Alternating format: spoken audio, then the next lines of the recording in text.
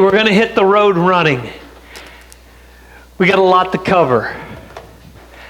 I felt the Lord leading me this morning to, of course, every Mother's Day, I talk about a lady in the scriptures that was a mother and the impact that she had upon her children. But this Mother's Day is a little bit different. I'm talking about a lady that, as far as we know, we don't see that she has any children. But her impact, beyond a shadow of a doubt, was absolutely phenomenal. And this lady, who we're going to look at this morning, would have an impact upon men like you can't imagine. And the impact was so marvelous that God took and recorded it in His Word for it to never pass away.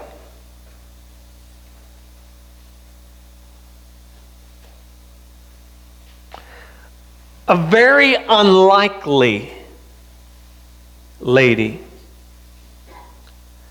And so this message isn't just for mothers, it's for all ladies, but I'm going to tell you, men, she is a rebuke to me, and I'm sure she's a rebuke to you too. She's an incredible lady. Because her life started out in complete brokenness.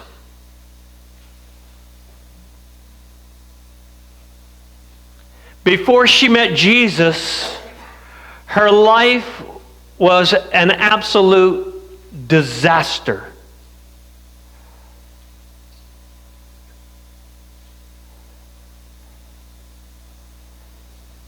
So much so that everybody in the community, everybody in her family would absolutely positively steer clear of her.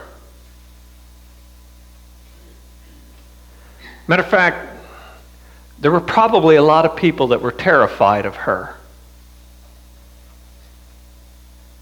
You know who I'm talking about? You got it. Good job. Somebody's been reading their Bible. We're introduced to her in Luke chapter 8, verse 2, as Jesus was traveling there around the Sea of Galilee and ministering to the people in the cities as he began his ministry there in the north, in the Decapolis area, the 10 cities.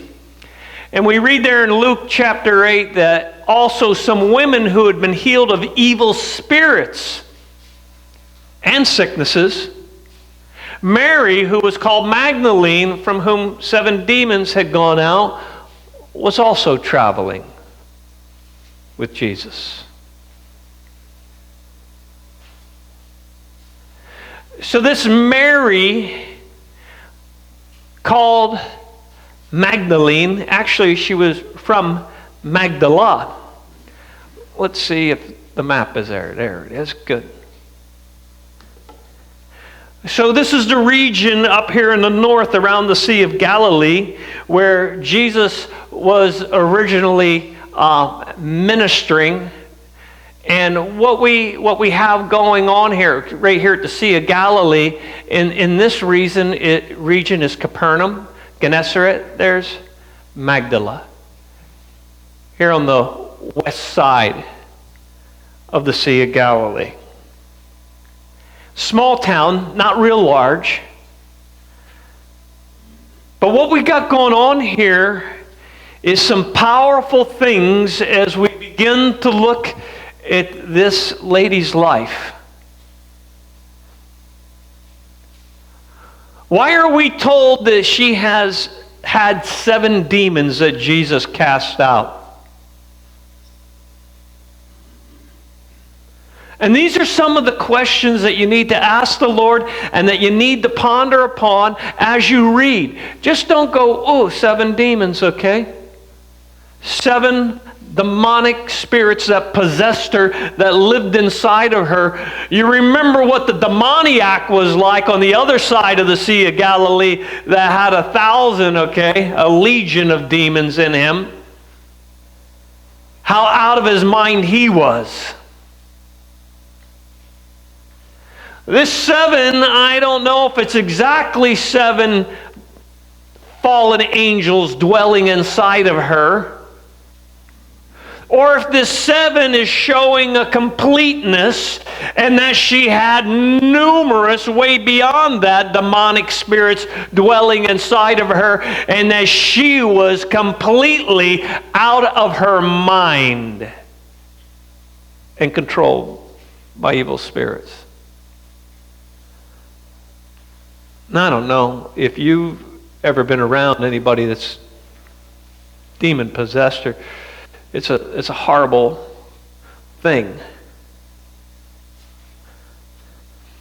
Demon possession will end up being seen in cursing and swearing coming out of the individual's mouth in the most horrific and hideous sounds that you could imagine. It would be seen in such unbelievable physical contortions of the human body and what the demonic spirits do to an individual. Matter of fact, the demonic spirits in controlling individuals would even throw them into fires, throw them in front of trains, throw them in front of buses. It's a horrible thing. And it is still going on today on a regular basis. And so we know nothing of this Mary from Magdala, her background, how she became demon-possessed, if she was wealthy or not, how old she was, if she was a mother or not. We know nothing other than she was from Magdala and she was possessed by at least 7 spirits. But the day comes when Christ sets her free.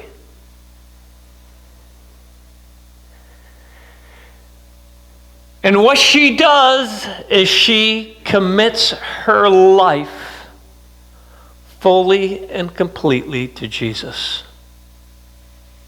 She follows Jesus for the next 3 years of his ministry. Everywhere he went, she was there ministering to him and the disciples in any way that she possibly could.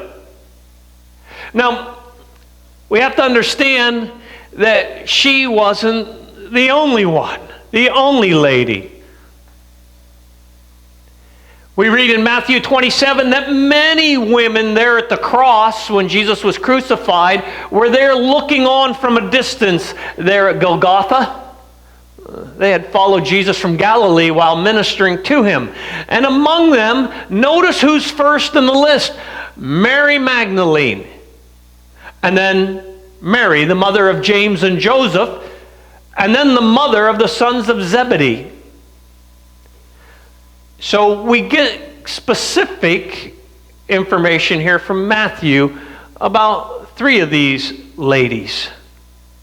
Mark does the same thing with 3 ladies. He says there were also some women looking on from a distance there at the cross, and among whom were, notice who's first again, Mary Magdalene, and Mary, the mother of James the Less, and Joseph, and Salome. When he was in Galilee, they used to follow him and minister to him, and there were many other women who came up with him to Jerusalem.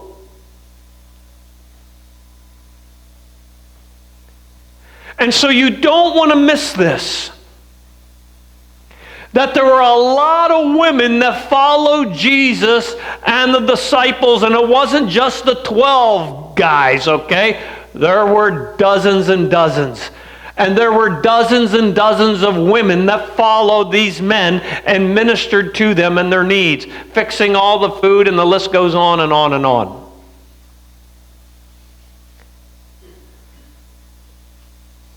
But don't you dare miss the word order of the names.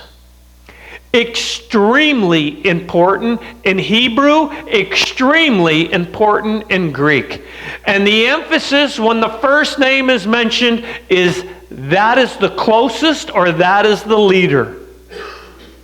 The emphasis goes on that individual. And the emphasis here on these women is Mary.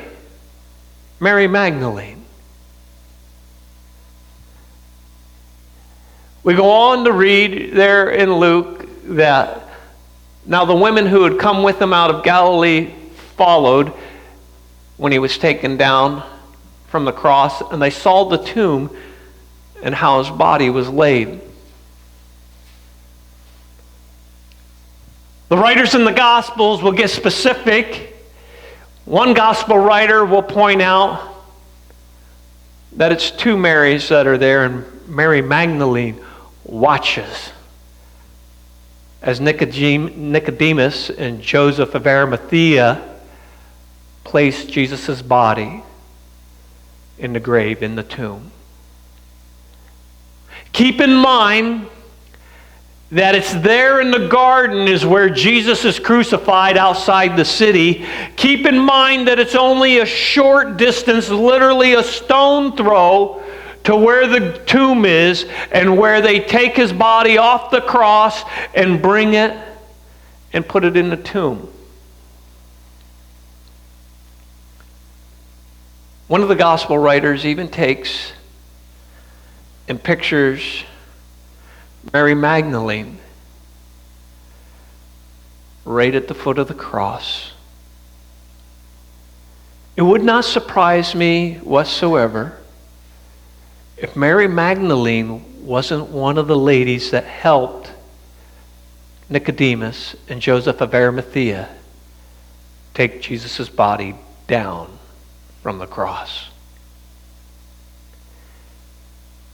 And she would help in getting his body to the tomb, bloodied and scarred beyond recognition. Mary Magdalene would never leave Jesus' side. She would put all of the men to shame. All the ladies there stood just a short distance from the cross as he hung on the cross. They watched everything that day, and as he died, they were there when the earthquake happened. They were there when the Roman soldier, the centurion, said, beyond a shadow of a doubt, this was the Son of God. They watched the tombs and the stones roll away at that earthquake. They saw the Roman soldier take the spear and jam it in Jesus' side. The women were right there. And so what John does is he comes and he focuses in on, of all people, not any of the disciples, not himself. Matter of fact, as John writes his letter, he will write about himself in third person. He doesn't want any light on himself. He wants all the light and the glory to go to God. But he puts Mary Magdalene at the forefront of the entire, right behind Jesus. She is at the forefront of the information of the crucifixion and the resurrection. And that is astounding. So this is what we read. Oh, I'm going to look at this verse first. Standing by the cross of Jesus were his mother, Mary, and his mother's sister. Who's that? And Mary, the wife of Clopas, and Mary Magdalene. Notice John puts Mary Magdalene last here, but it's because he first wants to mention Jesus' mother, right at the cross. And then he says, his mother's sister. So Mary's sister. You want to take a guess as to what her name is? Somebody said it. Salome. Salome. She's the mother of the two disciples, James and John, the sons of Zebedee. So that's Jesus' cousins, James and John. And then you got Mary, the wife of Clopas. She is also called the wife of Alphaeus. So keep in mind that in their culture, many of them had more than two names. Okay? That can get confusing. And then there's Mary Magdalene that is mentioned again in John chapter 19. Notice where she's at. She's right at the cross. John goes on to write in chapter 20. Now on the first day of the week, look who it is. Mary Magdalene came early to the tomb while it was still dark. I want you to keep in mind, he's going to focus in on Mary Magdalene, and he's not going to mention the other women, okay? While it was still dark, and he saw the stone already taken away from the tomb. So she ran and she came to Simon Peter and to the other disciple whom Jesus loved. And that's John saying, me. Okay? The disciple whom Jesus loved. It's me, John. And said to them, they've taken away the Lord out of the tomb, and we do not know where they've laid him. And so Peter and the other disciple went forth. There he is talking about himself again. And they were going to the tomb. And the two were running together, and the other disciple ran ahead faster than Peter and came to the tomb. And stooping and looking in, he saw the linen wrappings lying there, and he didn't go in. And so Simon Peter also came following him and entered the tomb, and he saw the linen wrappings lying there, and the face cloth which had been on his head, not lying with the linen wrappings, but rolled up in a place by itself. So the other disciple who had first come to the tomb then also entered, and he saw and he believed. For as of yet they did not understand the scripture that he must rise again from the dead. So the disciples went away again to their own homes. Now look what happened. Let me stop just here for a moment before I go to the next slide. In order to put these events together, you got to look at all four gospel accounts. And you got to understand that what the writer of that gospel is focusing on, so you don't get lost in the story. So if we look at the other writers, we would see that it was more than Mary Magdalene who came early to the tomb, bringing the spices to finish the embalming of Jesus' body on that day after the Sabbath. And so there's a bunch of them coming. But John focuses in on Mary Magdalene, and she takes, after seeing that Jesus' body is not there, she takes off along with the other women. They head to the disciples to say they stole his body. You know, they can't do any embalming with it. It's gone. And so they all run to that, back into the city, to that, probably the upper room, where those guys got the doors locked. And they're like, they stole his body. It looks like Peter and John are the only two. I said it looks like that, because that's what we have recorded. Peter and John run to the tomb. And they find it just like the lady said, his body is gone. And it doesn't look like it was stolen.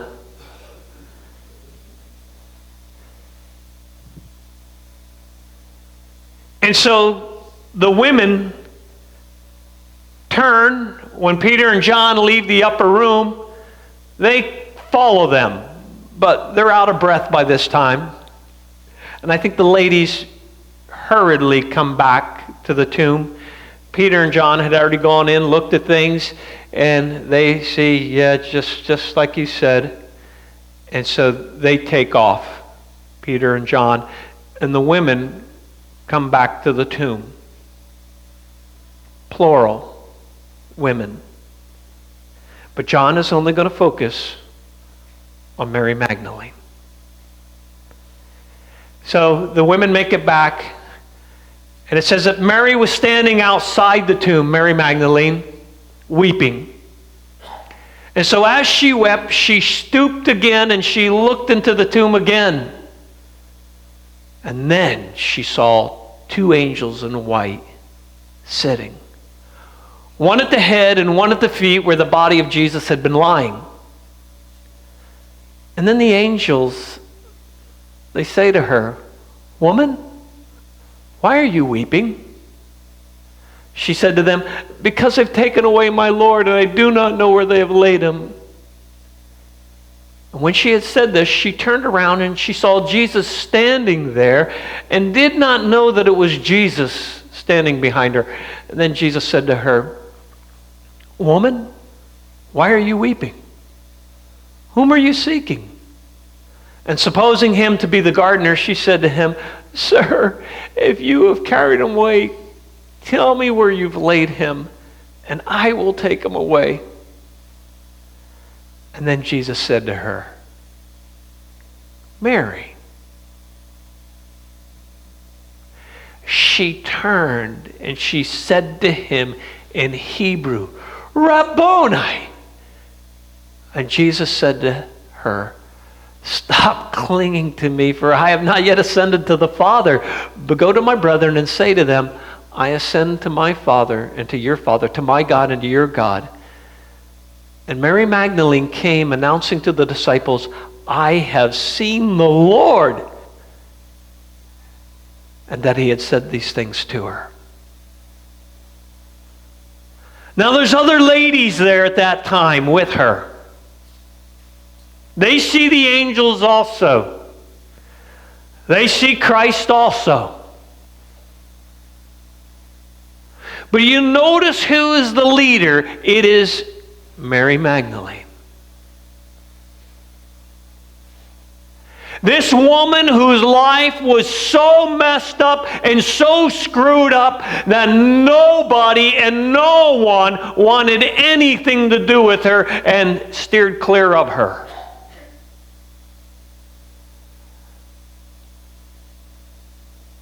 And who does God give unbelievable honor to? One who has surrendered their life fully and completely to him. You know what? All the guys are hiding because they didn't want to be next hanging on a cross. You know what Mary Magdalene said? "I don't care what you do to me. My commitment is to Jesus. I will never turn from him. I will stand there. I followed him for years. I watched him perform the miracles. I watched him change people's life. He has changed my life, and he has set me free, and I will never, ever be the same. And I will never deny him. I will lay down my life for my Savior, if that's what he calls me to do." And she won't budge. She is one of those women that was following him as he was carrying his cross. And as he couldn't hold on to that cross beam anymore, and it was turned over to Simeon, who was forced to carry it. And Jesus turned to the women as they were all weeping, and she was one of them. And he talked to them. "Don't weep for yourselves, but weep for your children. Don't weep for me," he says, "but weep for yourselves and your children and what's coming."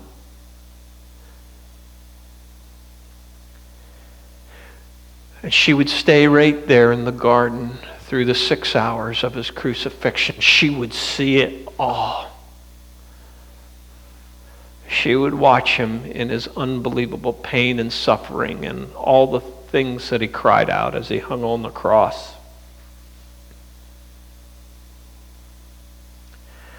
Her heart was broken beyond belief. She would not even leave after he died. She would stick it out right there with his body until it was taken off the cross and put in the tomb. Like the only thing that forced her to leave was the darkness, the Sabbath.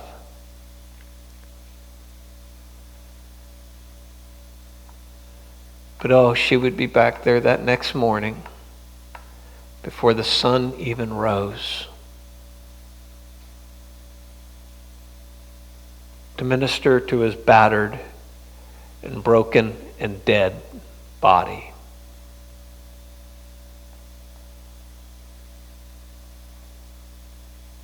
You talk about a love.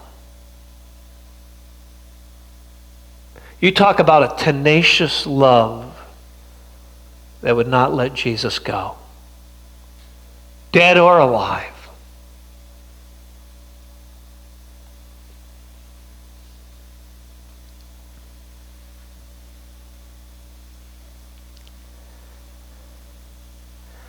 In her brokenness, she's talking to angels, okay?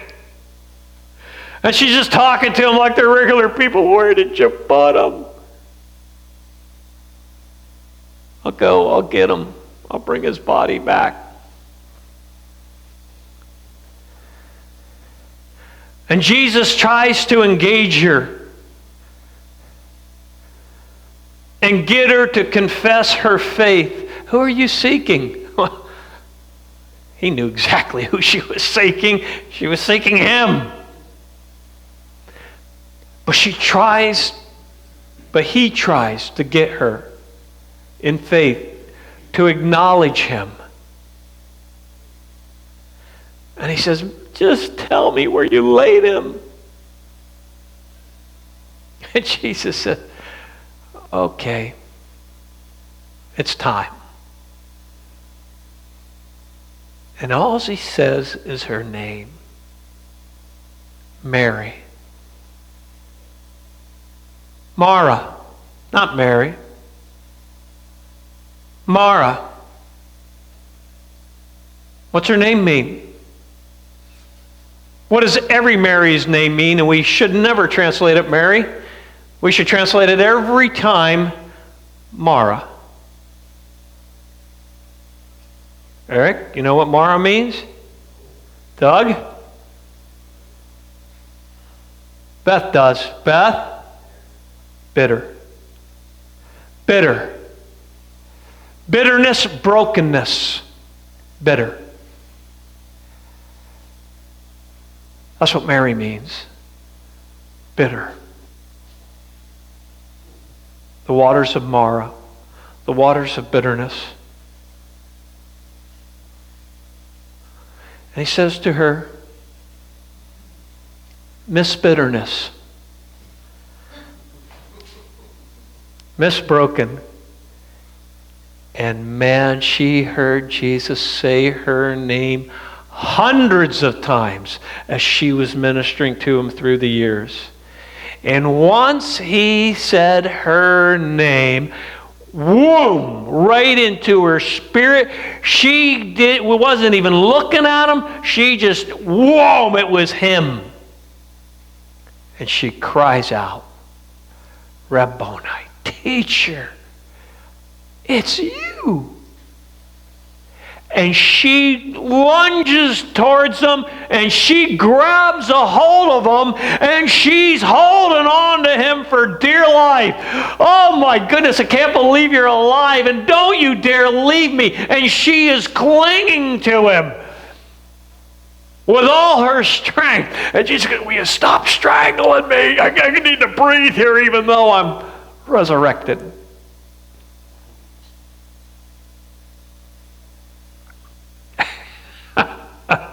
So much so she wouldn't let him go.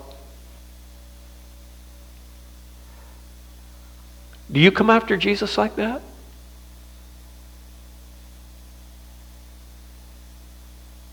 Do you come after him so much so and trust him so much so that you hold on to him and you will not let go of him?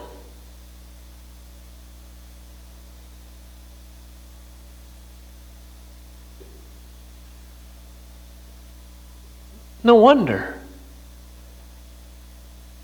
No wonder she's the first. Every time the group of women are mentioned, except the one time there at the foot of the cross, she's always the first one. Always the place of honor before our Creator. The first one who would see the resurrected Christ alive. Jesus chooses her above all the disciples, above all the other women, even above his mom. He chooses Mary Magdalene to reveal himself to. That's astounding.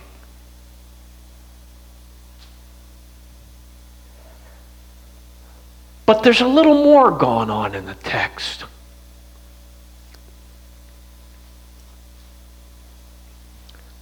She's bitter. This is Mara. Where is she from? Magdala. Do you know what Magdala is?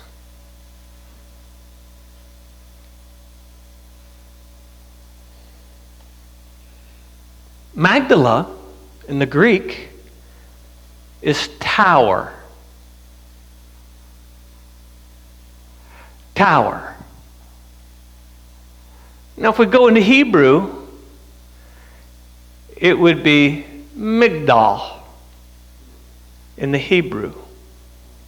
And right away, the connection starts happening. Right away.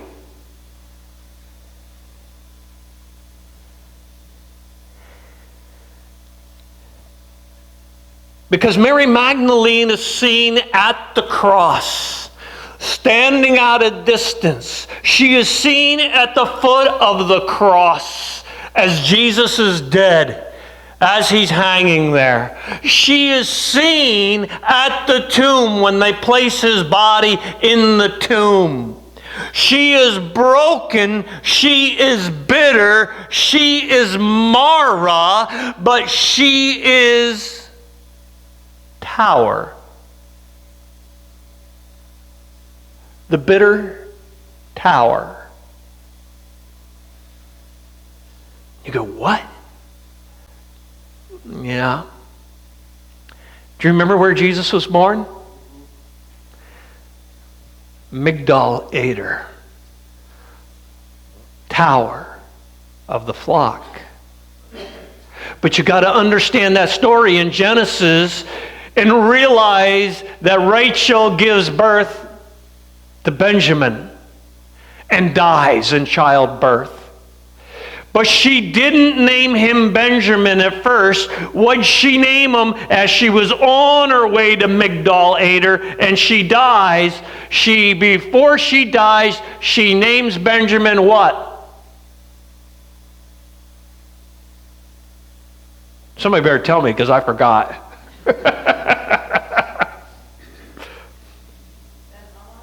That's exactly what I was going to say. Bon Amai. Son of my sorrow. Jacob changes his son's name to Benjamin. Son of my right hand.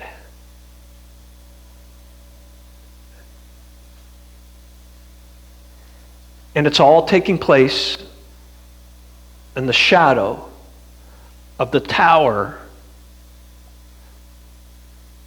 of Eder, the tower of the flock.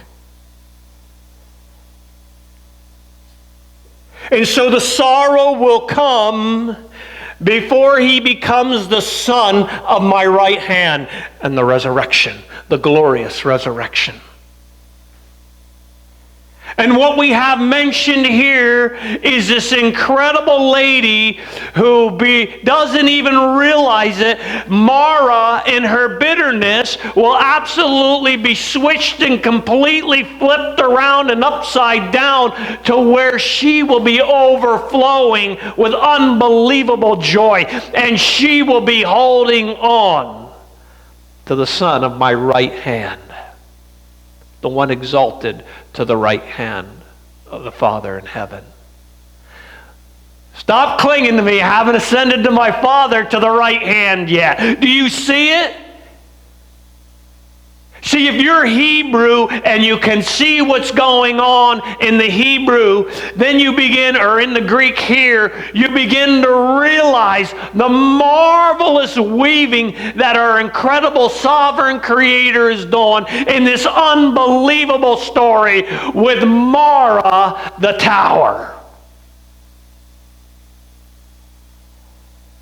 The Hebrew sees it instantly. The Hebrew knows it comes right into their mind right away. All I'd have to do is say this to you in English. If I would say Williamsport and bat, what comes into your mind? Instantly. Little League. And the Little League World Series. Instantly. Am I right? It's because you're very familiar with it. See, for the Hebrew reading this, they go, boom, right away, instantly, they make the connection.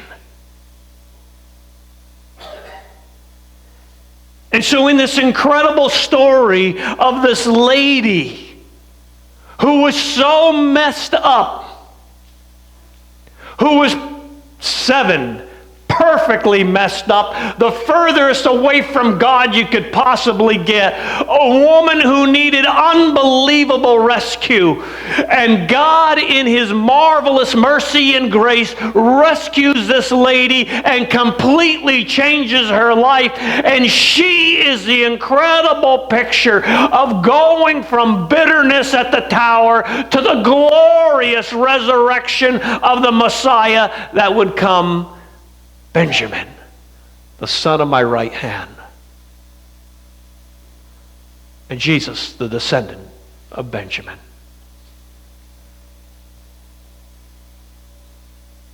Interesting.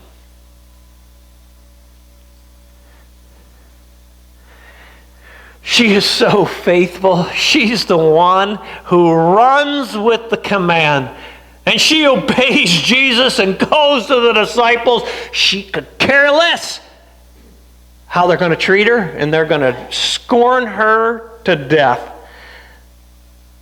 The own followers of Christ are going to scorn her to death. She's going to run. I have seen the Lord. He's alive. And you know what they're going to say to her? You're nuts. You're nuts, woman. I think you're possessed by another evil spirit.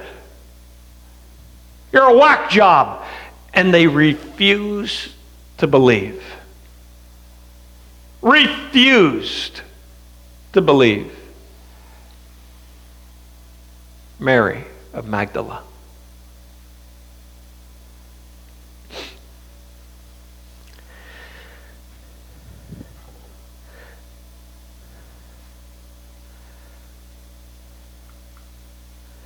Why did she love him so incredibly? Why didn't she care about her own life? Why didn't she care about what anybody else would say to her, including the followers of Christ? It's because of Luke 7:47 and this principle, where Jesus tells this little parable about a sinful woman. He says, for this reason I say to you, her sins, which are many, have been forgiven. We're not talking here about, don't get me wrong, we're not talking here about Mary Magdalene. For this reason I say to you, her sins, which are many, have been forgiven, for she loved much, but he who is forgiven little loves little. And this is the woman that broke the alabaster jar of perfume and put it on Jesus' feet at the beginning of his ministry. Not Mary of Bethany, a different lady. The principle is, when you've been forgiven much, you love much. Forgiven little, love little. Where are you at?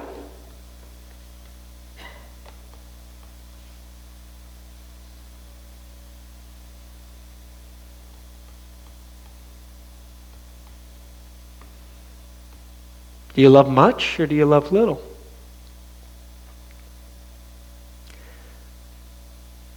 It's whether you look at yourself and you think you've only been forgiven a little. You're deceived. You haven't been forgiven a little. You've been forgiven an eternal damnation and an eternal judgment in the lake of fire for your sin. You have been forgiven enormously, even if you only committed one little white lie in your life.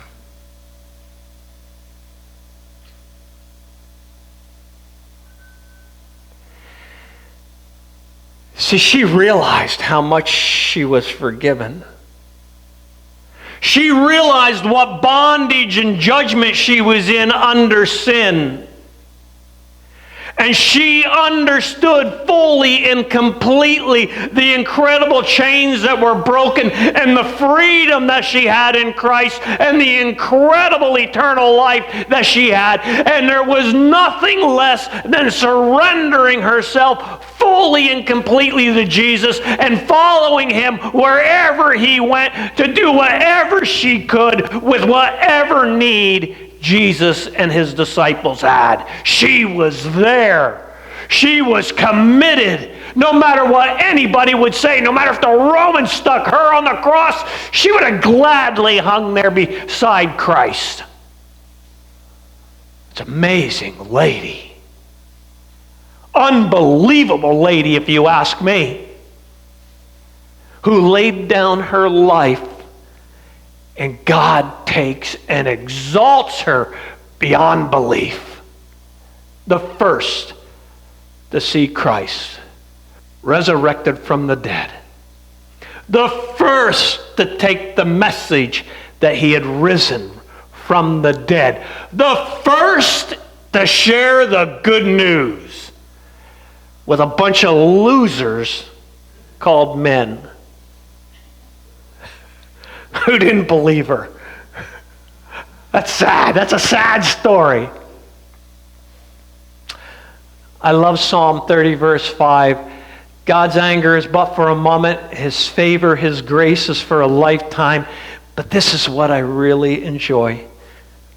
Weeping may last for the night, but a shout of joy comes in the morning. Was that true, Mary Magdalene? You better believe it. I hope that you look at Mara, bitter tower, in a completely different way. And let her be the standard of my life and of your life and our commitment and coming after Christ. Never wanting to let him go. Never wanting to leave his presence. Always wanting to honor him with our lives.